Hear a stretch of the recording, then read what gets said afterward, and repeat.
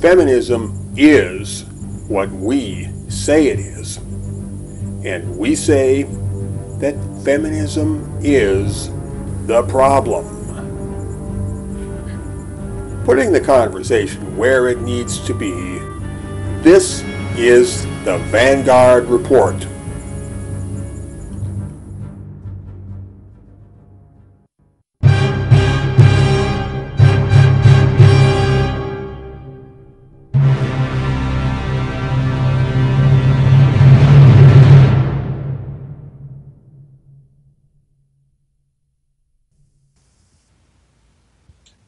Hello world, it's that time again. Welcome to episode number 15 of the Vanguard Report, your weekly radio internet show, or internet radio show, where we talk about nothing but feminism and nothing but what is at the vanguard of that issue. Hence our name, the Vanguard Report. All right, I am your host, Fiedelbogen, and with me as always is my fellow host, Nick Redding, ex-social justice warrior, counter-feminist agitator general for the city of Edmonton, and a true son of the Alberta Prairie. Nick, tell the people where it's at.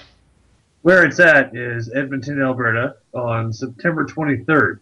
If anybody is unaware, as we've expressed in Karen Strawn's most recent video, we are going to be attending the Walk a Mile in Her Shoes event in Sir Winston Churchill Square on September 23rd between 11 a.m. and 1 p.m. And whatever it is that we're doing there can't really be talked about, but I would appreciate as many people coming down and filming the entirety of the event and submitting their footage to us afterwards. You can submit it to us to mensrightsedmonton@gmail.com, or mensrightsedmonton@gmail.com, or you can use the contact us function through our website www.mensrightsedmonton.com.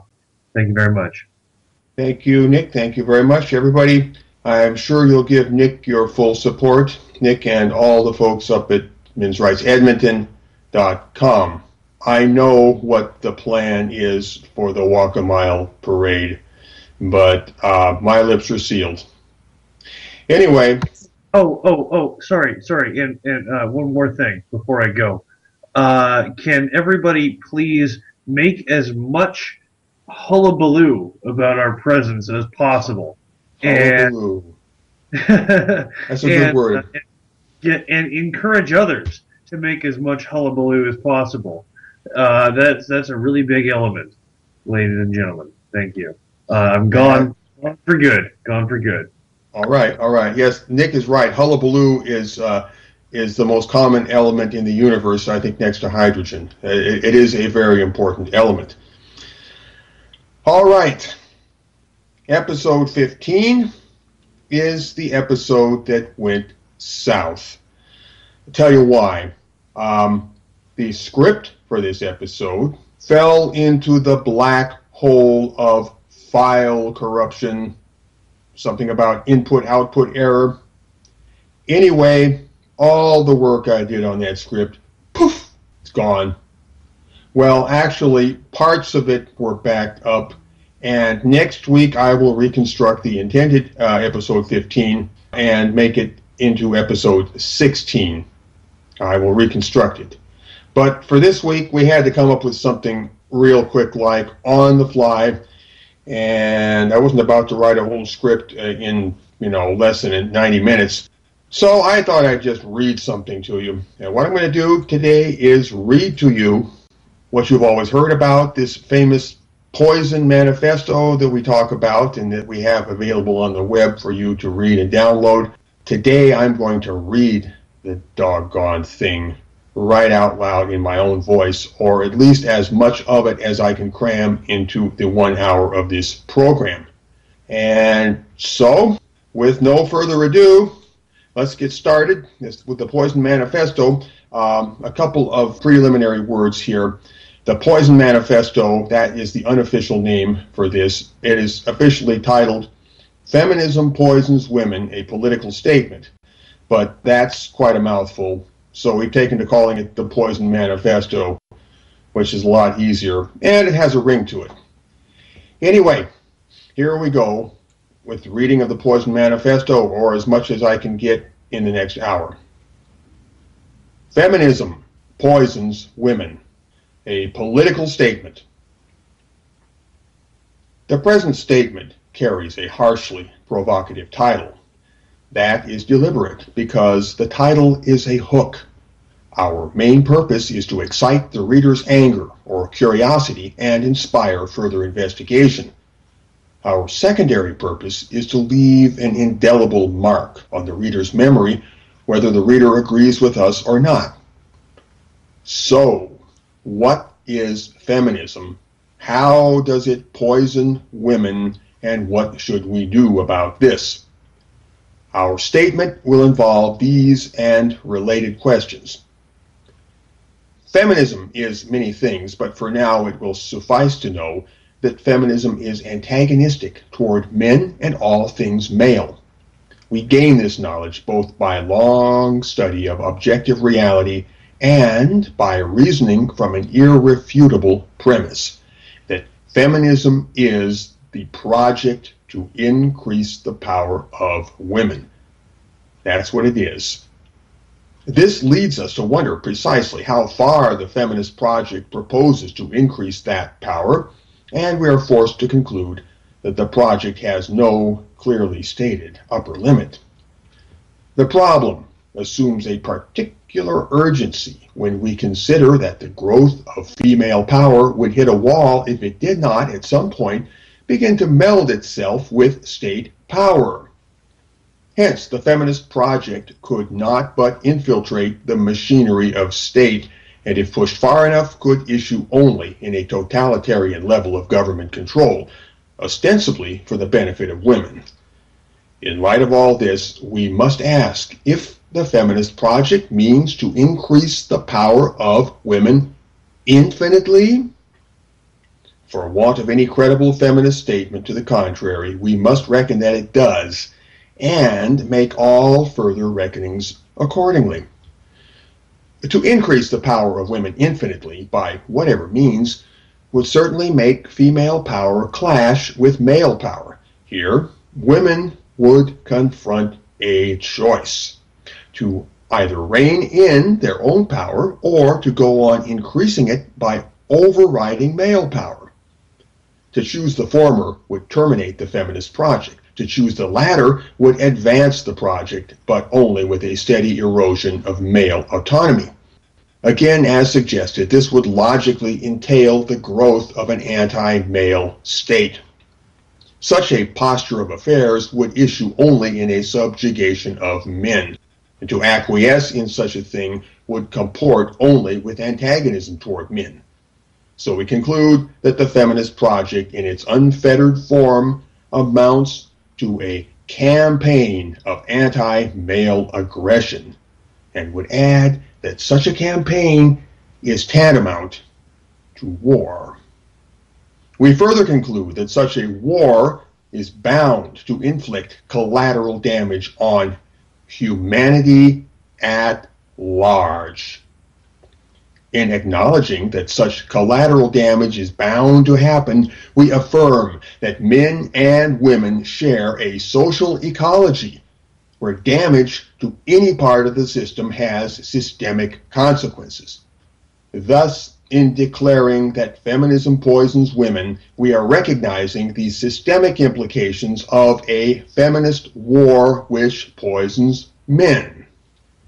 It matters little where the poison is introduced. It just so happens that feminism, which initiates an attack against men, sets the process in motion by poisoning men first, by subjugating them, by denigrating them, by compromising their human rights, by bending them contrary to nature. From this, the collateral effect ripples through the social ecology and taints the lives of men and women alike. The web of male and female existence is too interwoven to confine the damage to men. You cannot poison merely half of a well. In the long run, to poison men can only poison women also. Therefore, since our study of objective reality leaves no doubt that feminism indeed poisons men, we may safely conclude that feminism poisons women. However, if you mean to enhance the well-being of women, it will not do to poison them. In the end, we oppose feminism because feminism poisons everyone. Feminism poisons everyone. So consider the present statement a rallying call to men and women everywhere who oppose feminism. By our study of objective reality, we know that their numbers are considerable and, if the right stimulus be applied, apt to grow. Accordingly, we wish to grow politically awakened non-feminist numbers and bring about intellectual crystallization among those numbers. Most of all, we wish to create a public square effect, to break the silence so that everybody not only knows what's up, but knows that everybody else knows. We want each and all to realize that they are not alone and to catch a glint of that realization in the eyes of others. The foremost obstacle to our proposed work is the myth of feminism. And by that, we mean the orthodox narrative which the feminists themselves have fed to the world and which the world has swallowed hook, line, and sinker. We mean the sanctioned interpretation of reality, which wraps around the word feminism itself so that no other sense or meaning can be admitted.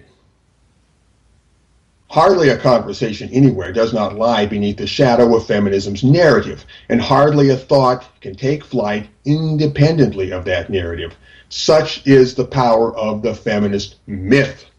It forms the beginning and end of all public discourse and swallows our lives into an intellectual gravity well.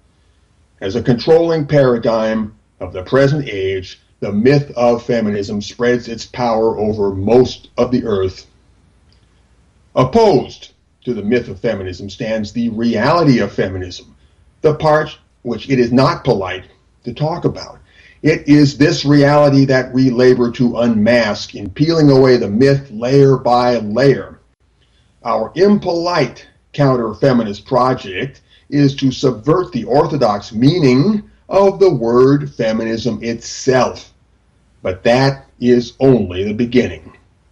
Our project goes further in that we aim to take back control of the language and along with it the public discourse altogether.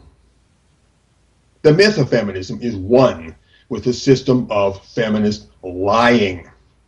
Nearly all of feminism is predicated on a structure of lies and half-lies that prop each other up, and the reach of this system is not easily overstated. A slow indoctrination of the public mind has occurred in the last half-century.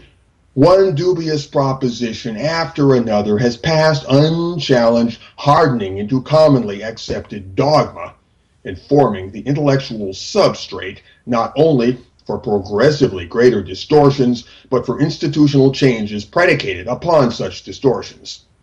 Furthermore, the changes and distortions have crept into our lives and cemented themselves many layers deep. Hence, the original violation of truth is buried deeper than most people would care to search, even if they knew where to start digging.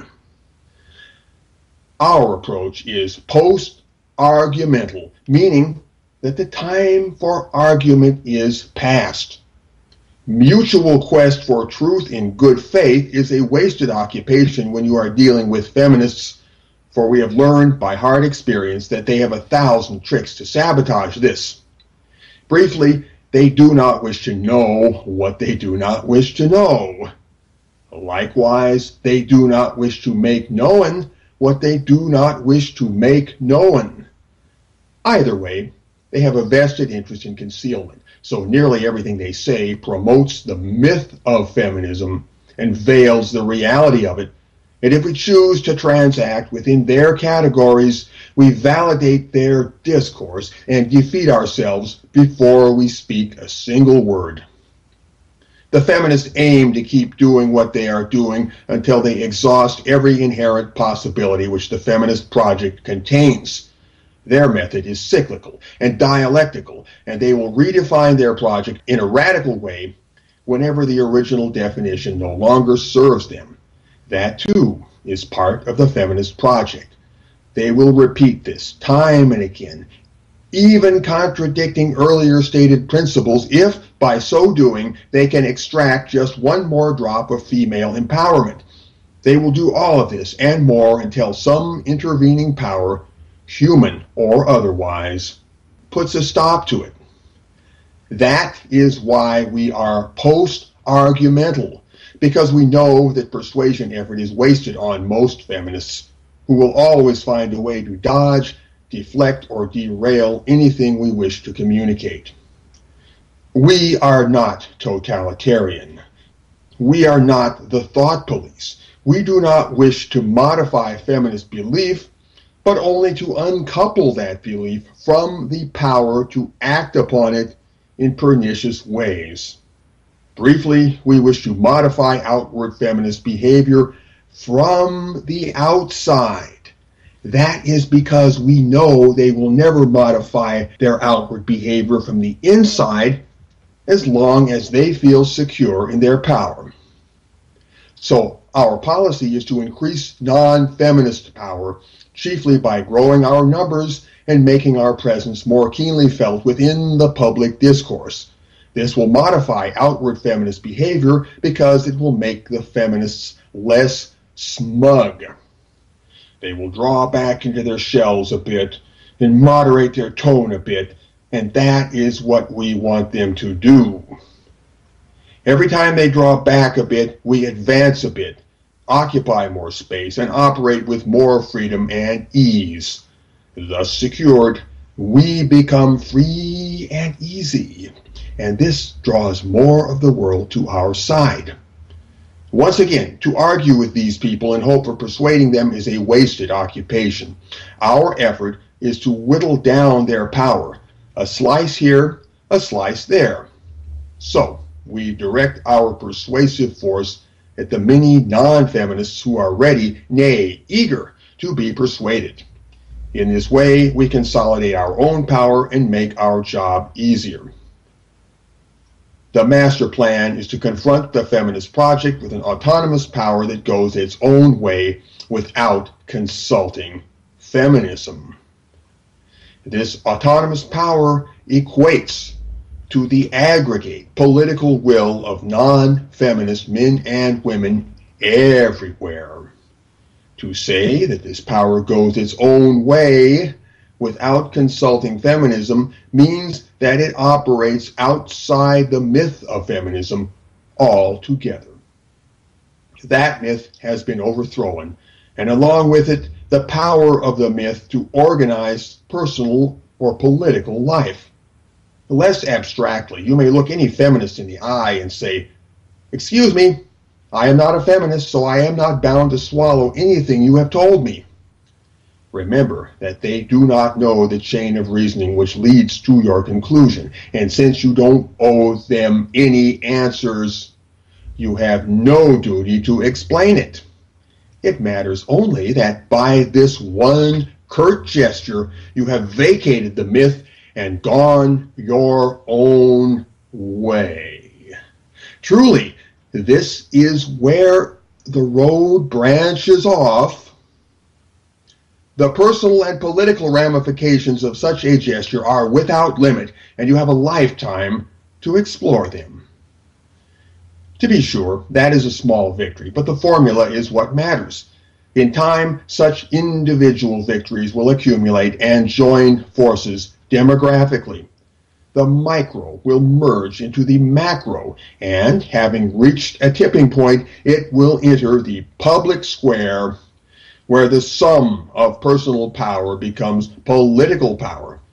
In the end, this will generate a public polarization of opposed political wills. Non-feminist against feminist.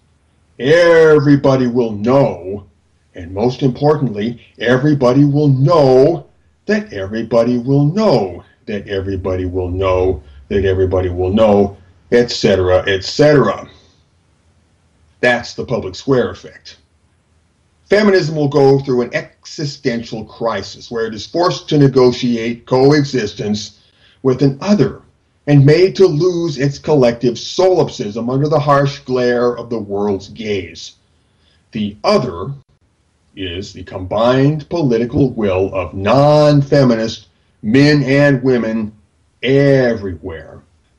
The introduction of non-feminist alterity, the sheer otherness of all that is not feminism, will reload the scales of power and alter the nature of the game. We have reached our verdict about feminism for well-considered reasons, but cannot hope to unfold these in the scope of the present statement. Furthermore, it would not serve our present purpose to do so. The business of the moment is to connect with affinitized minds everywhere, and we trust their nascent intuition to weigh the veracity of our conclusions. We are often told by feminists that we don't know what feminism really is, and admonished to read feminist books. In fact, we have studied a great amount of feminist literature over the years, but have drawn from these readings a very different conclusion than the various writers intended. Simply put, we have refused indoctrination. We gauge the words of feminist authorities as we would gauge the words of politicians, with an eye to their duplicity. Some of them may be cynical, and others may be self-deceiving, but never do we take them at face value. We know that these words, which conceal as much as they reveal, will not explain the living truth of feminism as it operates in the world around us. So that is why we confront feminism not merely as written words in a book, but as a factor in our lived experience, an alien force encroaching on our world and manifesting through its consequences. We aim to subvert the orthodox meaning of the word feminism, and we begin by studying feminism's consequences. We say that feminism's excrescence is its essence. What feminism excretes or oozes into our lives is not accidental but foundational. It marks feminism as feminism. This essence dwells along the interface where feminism breaches our world. It does not dwell within the explanation that any self-declared feminist prepares for public consumption, nor does it dwell within the private ideology of such a person. So if you want to know what feminism really is, you must look at the world around you. As non-feminist men and women, we reject the myth of feminism. We know that the feminist project is to increase female power with no stated limit. And this same knowledge is our key to the reality of feminism. Make no mistake, we know with precision and clarity what feminism really is. All feminist words or actions, even the ostensibly laudable ones, serve to increase female power in one form or another, or to conceal some illicit motive. Observation over time has borne this out, for we see that feminism's accomplishment has been to pile up advantages for women in a one-sided way and to absolve women of moral accountability, always with a subtext of female victimhood and female entitlement. So when we pronounce the word feminism, we are speaking of precisely these things. We identify these things as the core of feminist reality, and assert that if you took these things away, feminism would effectively cease existing. The myth of feminism, which governs the orthodox meaning of the term, dwells continually on the theme of so-called equality. And this theme operates as a sub-myth with a hugely powerful halo effect. One has only to intone the word equality to invoke the power of a fetish. Yet the word amounts to little but a conversational windsock. The concept behind the word, however, amounts to a mental rainbow, meaning a pretty thing that exists in the mind. Like an optical rainbow, it shimmers on the horizon and invites pursuit, but stays forever out of reach. In real life, the word equality is feminist double talk, which, if translated into plain speech, means as much power for women as we can grab. That's what they're talking about when they talk about equality. Here again, we see the principle confirmed that feminism is the project to increase the power of women. We must understand that the project would grind to a halt if it were constrained by clear rules and fixed goals. Simply put, feminism is a mutating virus, and that is why so many versions of it operate simultaneously.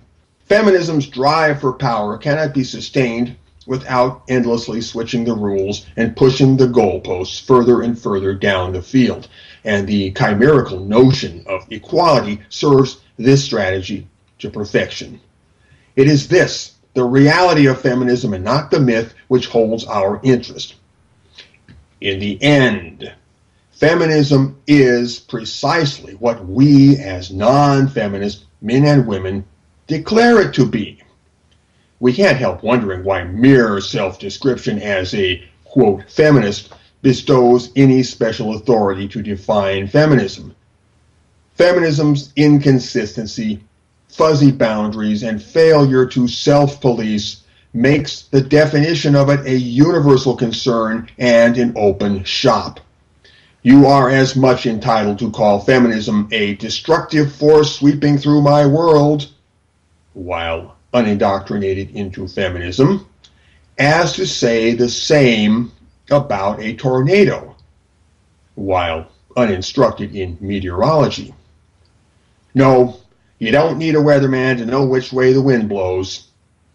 As non-feminist men and women, we know perfectly well how the wind of feminism blows in our world. And when we speak of this, we speak the truth. Here, we may anticipate the bleating lament, but that's not really feminism.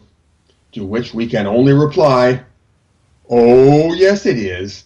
We know best of all where the shoe pinches our foot. And that is how we know what feminism really is. And we may anticipate the related lament, what's that got to do with feminism? To which we can only reply, feminist, you will make this clear to yourself in the fullness of time.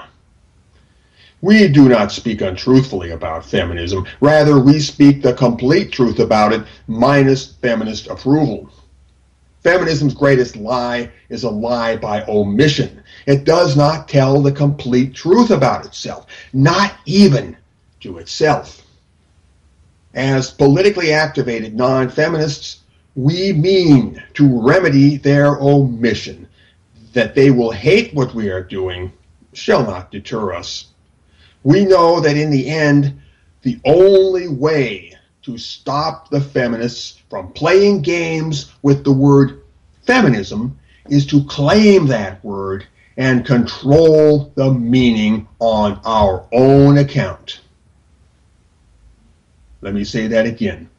The only way to stop the feminists from playing games with the word feminism is to claim that word and control the meaning on our own account.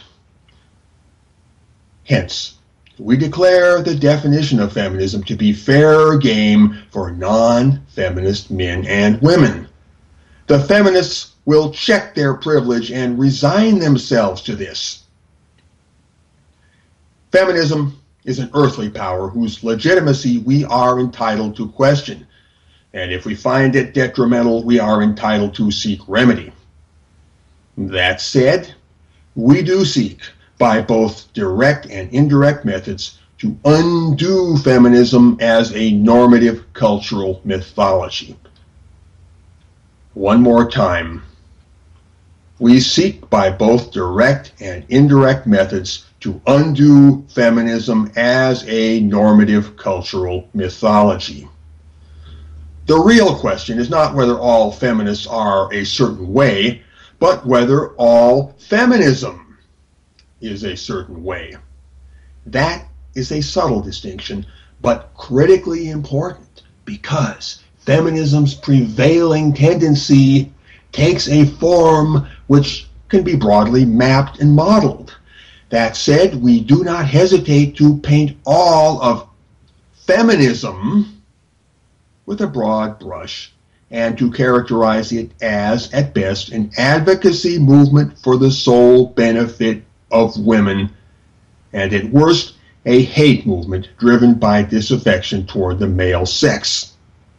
One more time, feminism is, at best, an advocacy movement for the sole benefit of women.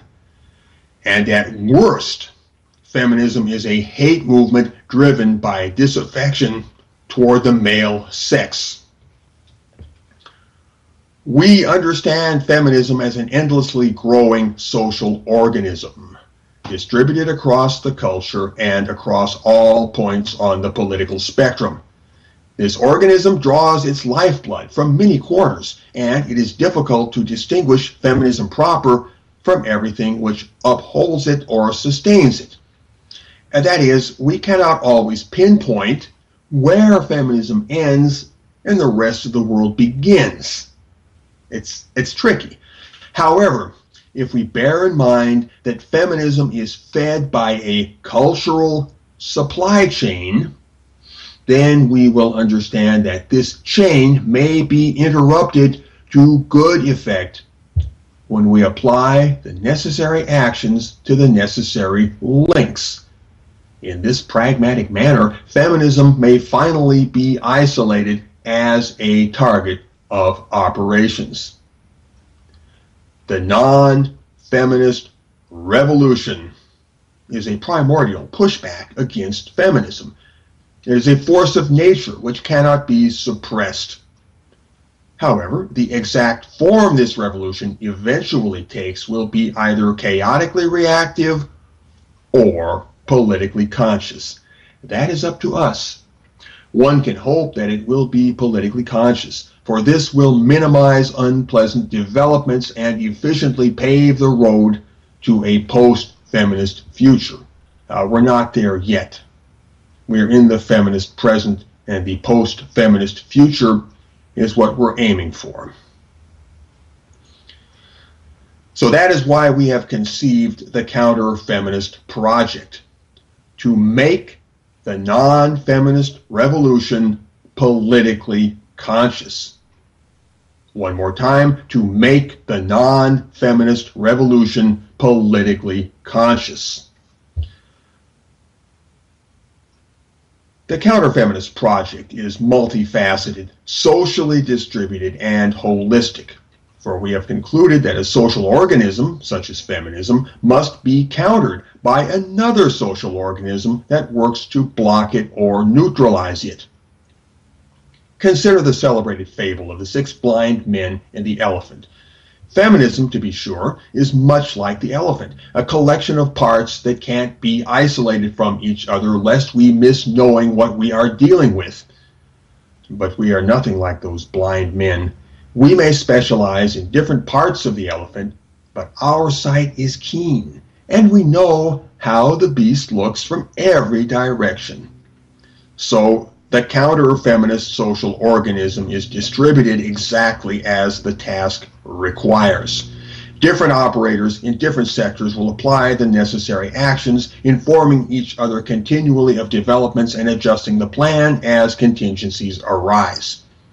The prime directive of our voluntary association, ever and always, is to sap the feminist power structure by drilling into points where that structure is weakly shielded.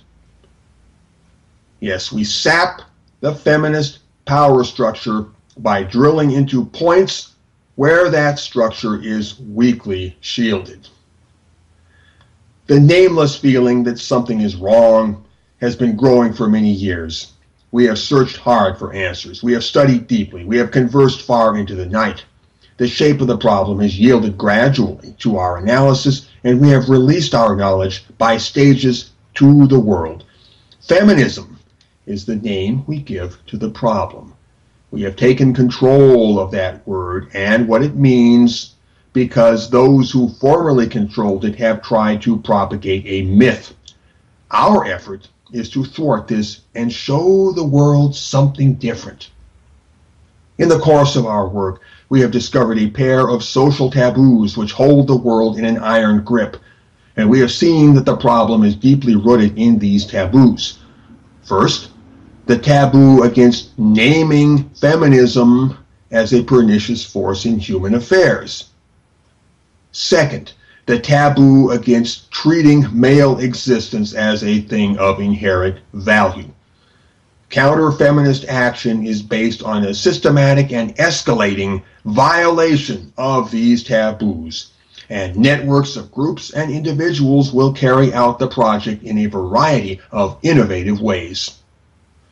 We should note in passing that the distinction between attacking feminism and helping men is artificial. Both activities violate the two taboos, both weaken the feminist power structure, and both are vital to the advancement of the counter-feminist project. The difference is one of focus or specialization, and you may choose either option as your talent inclines you. Vanguard practitioners have no quarrel with each other's specializations. The counter-feminist project, as simply as we can put it, is a cultural insurgency from all quarters. We would introduce novel elements into the public discourse, and by so doing, guide that discourse in a radically different manner. We aim not to establish universal belief in a set of ideas, but to establish those ideas as an overshadowing landmark in the mental landscape, a Derridian vertical, you might say. You may love it or hate it, but you can't ignore it. It colors your world and changes everything. The Counter-Feminist Project is a three-pronged initiative that aims to do the following. First, to confirm a working definition of feminism within the non-feminist community. This will establish a focal vision for coordinated operations. It will also prevent the operators from working at cross purposes. Second, to decenter and disestablish the myth of feminism by building a counter-feminist culture of critique that pervades every corner of society. This will include both a serious intellectual auditing of all feminist claims and theories and a mainstream growth of mockery and witticism at feminism's expense. It will also include an effort to catalog the many forms of feminist aggression and microaggression in the greatest possible detail so as to make these publicly known and available for correction.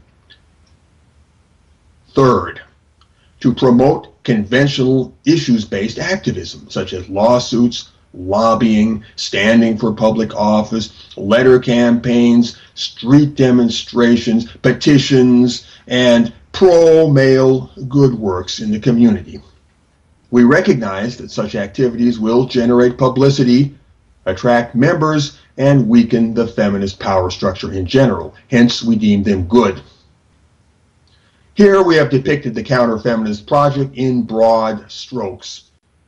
We wish to make commonly known that such a project is underway and to enlist all manner of people from everywhere on earth as co-workers.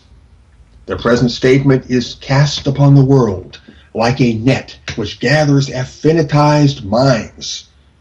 Anybody of any nation, occupation, or station in life can settle into any corner of the project as we have sketched it and commence work.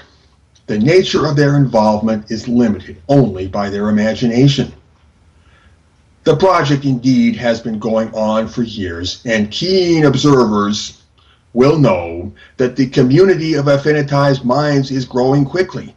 In the past, this growth has been intellectually chaotic and politically inefficient, so the present task is to remedy that. However, we trust the accumulated indraft of past outreach efforts to keep pulling in new people. Furthermore, we assume that a baseline of understanding has already been established. After all, the conversations have long been happening and the word has gotten out. So we address present remarks to those who are either up to speed or able to get there quickly. We seek such people, intellectual self-starters who can take a hint, see the lay of the land, govern their tongues, and needn't be told twice. Critique of feminism will become a sort of cottage industry. Anybody of any sophistication may have a go at this, but only high-level thinkers and strategizers will compose the vanguard. If you are of the latter, then do drop by. We will, of course, need popularizers, people who can translate the message into a mass idiom or into the idioms of various cultures, subcultures, and communities. In time, the counter-feminist project will merge with the ambient of the general culture and not be recognizable as the product of any singular group or movement. This will end feminism's control of the cultural narrative. Having been shouldered aside by an upstart counterculture, feminism will become merely another competitor in the marketplace of ideas. It will no longer be privileged, but rather jostled with the throng and expected to take its lumps. That day, which we so fondly anticipate, has not arrived quite yet. But to look on the bright side, it is getting closer. We who have been in the game for a good long while can attest to this. Recent times have brought dramatic change, and there is no question that the defenders of the feminist faith are digging in for a fight. They belatedly realize that a threat to their power has arisen, and the smell of panic mingled with false bravado is wafting from their side of the field. They are up to their usual tricks and lies, but they are doubling the dosage. Apparently, they think they can get out of trouble by doing more of what got them in trouble in the first place. So, let us consider the future. If we mean to boost feminism along the road to extinction, what can any of us individually do to help out? More precisely, where would any random person now reading this find his or her point of entry into the counter-feminist project? The answer is that only you can supply the answer. You are on your own. However, that is not so bad as it sounds, because many have walked this road before you, and if you seek them out, or if you seek out the wisdom they have left on record, you will find much of the guidance you need. But still, you must take the initiative to seek what will sustain you in your quest, and in so doing, you will find your answer and discover your niche in all of this. Consider that we, the pioneers of the community, were given no map, no compass, no pole star, no flashlight, no field manual of any kind. We simply found our way, driven by the imperative to decipher things that made no sense. Your case, in many ways, shall be no different. Ask yourself, why are you here now, reading this or listening to this? What brought you to this juncture? The fact is, you have traveled a good way upon your road already, more than you realize. You ought to reflect upon that. Know that you are not alone. You are hearing this now, and that should give you a clue. But look around, for the times are changing, and a new spirit is abroad upon the earth. Seek the glint of understanding in a glance, the flash of recognition in a phrase. And yes, read the writing on the wall. Trust me, it's out there, and you'll know it when you see it. This statement opened with the provocative idea that feminism poisons women. And prior to concluding, we should touch upon that once again. Truly, the feminist poison spreads, and given the workings of the social ecology, this will poison women along with everything else. So even if we cannot expect compassion for men and boys to become a cultural norm, we can at least appeal to these socially conservative woman-firsters on their own level of understanding. If the male population is not treated decently, you may depend on it that the outcome for women will be poisonous. That is an ice-cold logical prediction. There is nothing outlandish or perverse about it. We would have only to fold our arms, sit under a tree, and watch it happen. For happen it will. However, our present purpose is to issue a warning, like a man standing next to a highway, waving a red flag, shouting, "Danger ahead! Turn back! Proceed at your peril!" We wish to avoid the worst for all concerned, and we make this statement because conscience guides us to do so. We call upon others, similarly guided by conscience, to align with the present effort. Very well. Such dark and wild words will not sound dark and wild to everybody. Some, now reading or hearing this, will directly comprehend what the non-feminist side is transmitting. Others will be on the brink of comprehending, wanting only a few choice hints to make it all light up.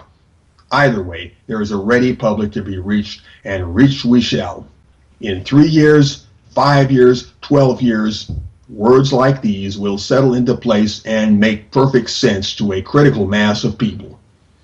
For now, we preach to the circle of the knowing and work patiently to expand that circle. Looking back across the years, we see that we have been successful in this method. We trust the future to crown our efforts likewise. There's a new game in town, and the game is on. And that concludes the Poison Manifesto. James, how much time do we have before the brick wall of death? Brick wall of death is coming up in 7 minutes. 7 minutes? That sounds like a long time. I'm here. Oh, Nick, how you doing? I wasn't sure if I could squeeze this whole thing into an hour, but it looks like we just got it in there under the wire, didn't we? We did. There's something I want to talk about. Have you guys seen Taylor Swift's new video? I've heard something about it. I haven't seen it, no. I don't follow Taylor Swift all that closely. Now, Fetal Boogan, I know you are so disconnected from modern culture, you haven't even seen Star Wars, correct? Well, except for a few samples on YouTube, yeah. Yeah, that I showed you, yeah.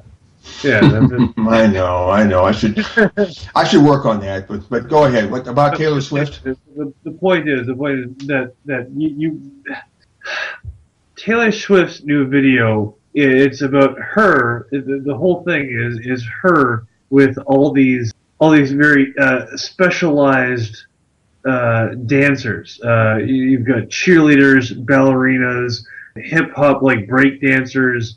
From all over the spectrum, you've got all these people who are they're the experts in their field, and Taylor Swift, who is currently being marketed as the most beautiful woman in pop culture, which, in my opinion, she is. You think so? You think so? To me, she just looks like a run-of-the-mill pretty girl. But anyway.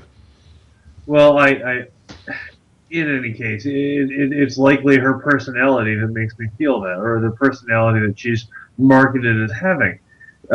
Because in this video, she shows herself in the presence of experts in their fields, and they are presenting their A game, and she is fucking up in every single context.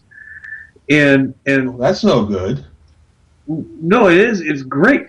It's great because that's the thing. Is that the theme of the song is that everyone is going to talk shit about you. Shake it off. That's the name of the video. Is Shake It Off. That's a good philosophy. Yes. And have you ever known a feminist to shake it off? Ever? I can't say as I have. No. I mean, like she's actually. That would violate the whole feminist credo at a very deep level, I think. I think it would. And she's also, again, at the very least, marketed as the most beautiful woman in pop culture right now. James, how much time do we have left? About 3 minutes. Okay, Nick, we got 3 minutes left. In 2 minutes, can you extract what you're trying to extract from all of this? Yes, that Taylor Swift is a direct threat to feminism because she is so fucking gorgeous, as well as so goddamn down to earth, and not like Zooey Deschanel, who she had this personality, wherein she was kind of wacky and all crazy, but that came from a place of being down to earth. That's a routine that got old fast. So you think that in the pop culture theater of action, Taylor Swift is a weaponized force against feminism? I wouldn't say a weaponized force. I would say a more passive force. She is evidence of the whole non-feminist rather than anti-feminist way of being. She's not coming out and attacking feminism. She's just telling people just not being feminist, and by not being feminist, she's a pebble in feminism's shoe. Correct. That's correct. I mean, she's Nick, I think I see what you're saying. I think we have very little time before the wall of death, so we got to wrap it up now. Everybody, this episode has been taken up very largely by me reading the Poison Manifesto. That was a long read. But you can see the whole thing at cfproject.blog.com. And I want to remind I got that link on the queue list, James. cfproject.blog.com. You can read it online. You can download the PDF. Nick, you were going to say something? I want to remind everyone to be excellent to each other and party on, dudes. Okay. Those are words to live by. And remember also that feminism is what we say it is. And on that note, I will say farewell until next week, and maybe next week we'll have just a regular episode again. So everybody, take care.